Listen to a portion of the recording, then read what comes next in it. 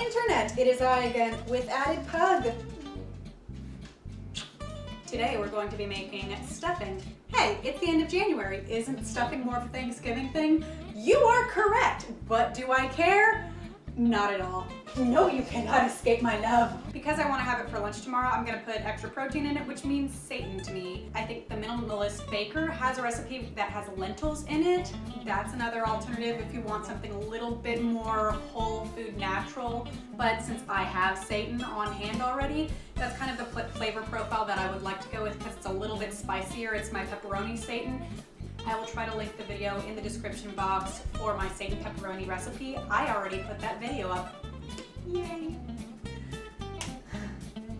And what I'm going to be making this with is mostly trash rescued food. One of the things that I did pay for was the bread. When making stuffing, you want stale bread, so I just got mine on the clearance aisle for 60 cents for 4 loaves. I only used 2. So these are in the freezer, still stale, but they're in this freezer for potential stuffing making later. Where does the rest of the trash rescued food come from?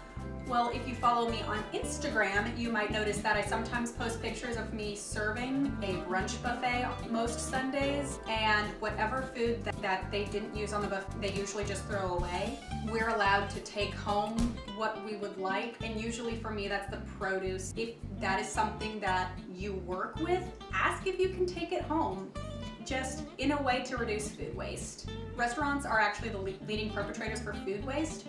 Generally, it's things like people only finish half their plate and you have to throw it out, with things like the produce on the buffet that they're gonna throw out. In my opinion, as long as you cook out all the germs, you're fine. And that's exactly what we're doing. All right, so we're going to start by toasting about a cup of finely chopped pecans over medium-low heat so they develop a warm, nutty flavor. Then we're going to roughly chop an awkward amount of onion, about 3/4 to be exact, and set it aside for later.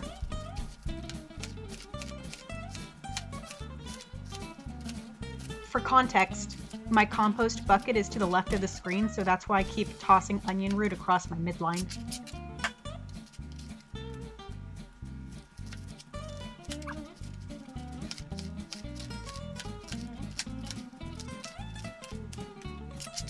Then we're going to take 5 celery stalks and chop these as well.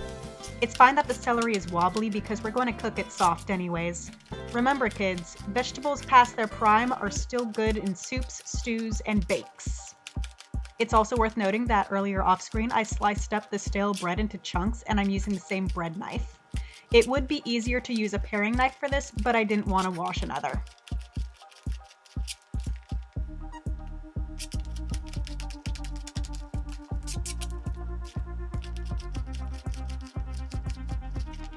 Now here's where I get weird. This is not a weird vegan thing, this is a weird Ed thing. I'm chopping up some hard, fibrous broccoli stalk to be about half the size of the celery slices. I'm adding it not just because of the slight broccoli flavor, but using it mostly as filler. And this is just to add a little bit more fiber to the dish in my diet.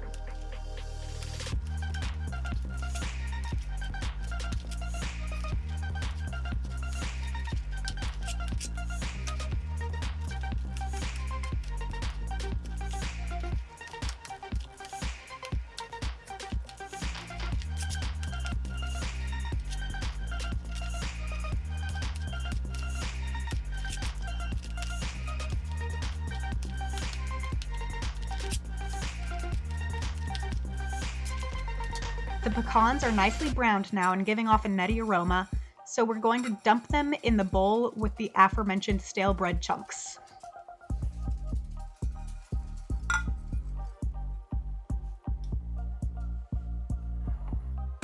In the same pan, we're going to crank the heat up to medium and add some oil. First come the onions that we're just going to move around the pan to get warm.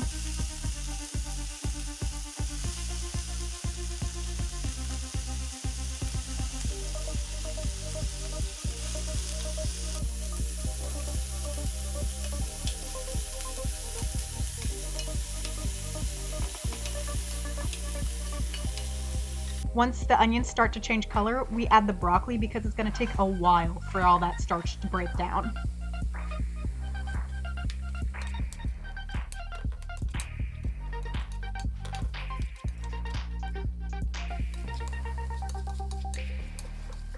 When the onion is clear, we add celery and frozen sausage chunks just to thaw them.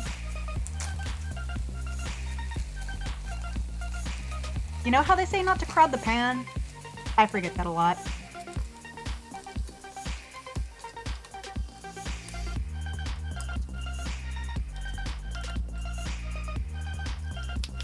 Now add your vegetables to the bowl of aforementioned stale bread.